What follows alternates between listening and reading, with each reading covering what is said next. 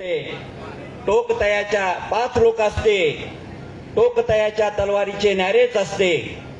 वाणीत भीम आहे, करणीत भीम असता, तर साऱ्याच पिलांचे वागणे चोख असते.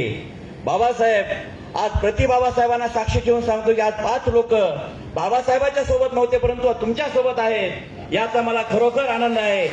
मी स्वतःला एवढं धन्य समजतो की माझी बोलण्याची हिंमत होत नाही. मी 9 तास बोलणारा कार्यकर्ता आहे, परंतु आज बाबासाहेब माझ्या समोर आहेत आणि एवढं विद्वत्तेचं माहेरघर माझ्या समोर असताना माझ्या तोंडातून शब्द येत नाहीत. खरंच मी आज धन्य झालो. या ठिकाणी हे वर्गीकरणाचा जो डाव चालू आहे, वर्गीकरण का करायचंय, कशामुळे करायचंय हे सगळं आपल्याला समजलंय.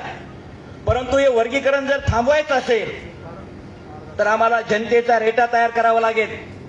जर आम्ही जनतेचा रेटा तयार केला तर सरकार कुणाला भेट आहे, तर जनतेच्या रेट्याला भेट आहे. आणि जनतेचा रेटा तयार करण्यासाठी महाराष्ट्राला चर्मकार समाज आज आपल्या सोबत आहे. मी या ठिकाणी बौद्ध समाजाची कौतुकानं पाठ थोपटतो. मला जसं कळतंय माझ्या बोटावर मिशा फुटायच्या अगोदरपासून मी आंबेडकरी चळवळीत आहे. चांभारावर अन्याय झाला, बौद्ध रस्त्यावर येतो. मातंगावर अन्याय झाला, बौद्ध रस्त्यावर येतो. होलेरावर अन्याय झाला, बौद्ध रस्त्यावर येतो. एवढं वर्गीकरणाचा वाद चालू आहे. बीडमध्ये एका मातंगाच्या माणसाचा खून झाला. तिथं मातंग सुद्धा बौद्ध कधी रस्त्यावर येतात याचीच वाट पाहू लागले आणि बौद्ध बरोबर ठरलेल्याप्रमाणे रस्त्यावर आले. ही जी उर्मी आणि ही जी गुर्मी आहे ही बौद्ध समाजामध्ये आहे. आणि या ठिकाणी महाराष्ट्राचं शासन काय करताय, तर या शेड्यूल कास्टची ताकद काढून घ्यायची असेल तर बौद्धाला एकटं पाडा. परंतु महाराष्ट्राचा शासनाचा डाव या महाराष्ट्रातला चर्मकार हाणून पाडल्याशिवाय राहणार नाही. 10 तारखेला बीड पासून लॉंग मार्च सुरू आहे. रोहिदास बनसोडे राष्ट्रीय चर्मकार महासंघाच्या माध्यमातून बीड जिल्ह्यातला सर्व चर्मकार समाज घेऊन या लॉंग मार्च मध्ये आम्ही सहभागी होणार आहोत. या ठिकाणी तन मन आणि धन सगळ्या गोष्टी आतापर्यंत बौद्धांनी आम्हाला दिलं त्याची उत्तराई फेडण्याची आमच्यावर वेळ आलेली आहे आणि आम्ही ती फेडणार आहेत. बांधवांनो, या ठिकाणी चर्मकार समाजाची फार मोठी भूमिका आहे. या ठिकाणी महाराष्ट्र शासनाला असं वाटतंय की चांभाराला मांगाला यांना बाजूला काढलं तर बौद्ध थांबतील. जर तुम्ही उपवर्गीकरण करत असाल, आमचं म्हणणं आहे तुम्हाला करायचंय थांबा.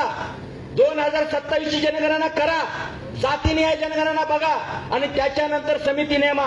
समिती नेमत असताना सर्व संघटनामध्ये काम करणाऱ्या पदाधिकाऱ्यांना त्या समितीवर घ्या. त्या समितीचं कामकाज काय आहे महाराष्ट्रातल्या जनतेला कळू द्या आणि त्या समितीचा अहवाल आल्यानंतर तो सर्वांसाठी ओपन करा.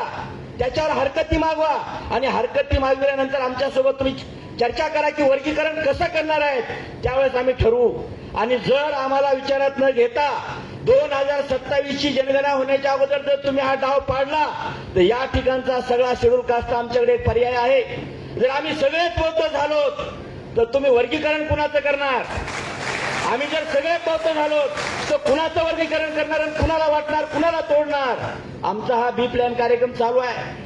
आम्ही सुरुवातीला ठरवलं होतं कांशीरामजी बौद्ध धर्म स्वीकारतील देशाचं पंतप्रधान होऊन, आणि जर भारताच्या पंतप्रधानांनी बौद्ध धर्माची दीक्षा घेतली तर या भारताचे बाबासाहेबांनी 5 लाख लोकांसोबत धर्मांतर केलं होतं. या देशातल्या 10 कोटी लोकांचं बौद्ध धर्मांतर होईल आणि मग बाबासाहेबांचं स्वप्न पूर्ण होईल की मला माझा भारत बौद्धमय करायचा आहे.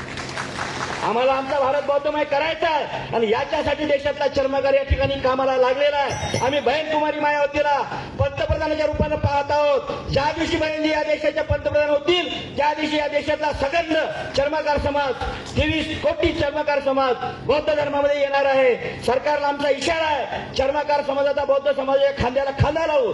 पहिली गोळी आम्ही घ्यायला तयार आहेत, पहिला तलवारीचा वार झेलायला आम्ही तयार आहेत, परंतु वर्गीकरण होऊ देणार नाहीत एवढा इशारा देतो. थांबतो. जय भीम, जय रविदास, जय भारत.